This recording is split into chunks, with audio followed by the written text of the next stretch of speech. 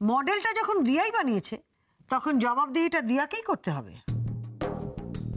মা, ও তো ঠিক মতনই বানিয়েছিল। ও যখন উপর থেকে নিয়ে নামলো তখন তো আমরা সবাই দেখলাম যে মডেলটা ঠিকই ছিল। হ্যাঁ, কিন্তু ঠিকটা বেঠিক হতে তো এক মুহূর্ত সময় লাগলো না।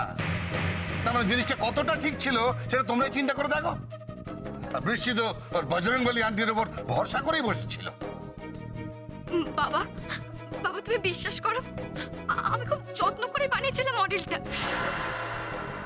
এই বাড়িটা, এই গাছপালা, এগুলোর মধ্যে দিয়ে আমি আমাদের বাড়িটাকে দেখাতে চেয়েছিলাম বাবা। আমি তো এই বাড়িটাকে, এই বাড়ির মানুষজনকে একসাথে বেঁধে রাখতে চাই বাবা। আমি কেন এরকম কিছু করব যাতে এই বাড়িটা ভেঙে পড়ে? বাবা, বৃষ্টির ক্ষতি হোক এমন কোনো কাজ আমি করতে পারি না। প্লিজ প্লিজ তোমরা আমাকে একটু বিশ্বাস করো না, একটু বিশ্বাস করো আমাকে। এত সহজে ভেঙে পড়ো না দিয়া, চোখের জল ফেলো না। সংসারের ময়দানে হোক বা ব্যাডমিন্টন কোর্টে, নিজেকে সঠিক প্রমাণ করার জন্যে লড়াইটা করে যেতে হবে। কেঁদে কোনো লাভ হবে না। বজরংবলী আন্টি, এবার আমরা কি করি? বাড়িটা তো ভেঙে গেল, আমি স্কুলে প্রজেক্ট জমা দেব না।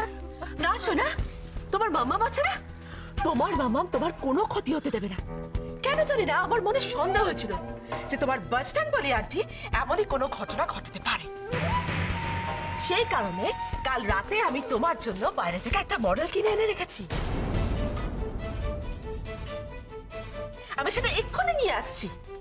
আমিও দেখব স্কুলে তোমার ফার্স্ট হওয়া কে আটকায়। না, স্কুলে বলেছিল স্টুডেন্টস আর তাদের পেরেন্টসরা মিলে প্রজেক্টটা বানাবে।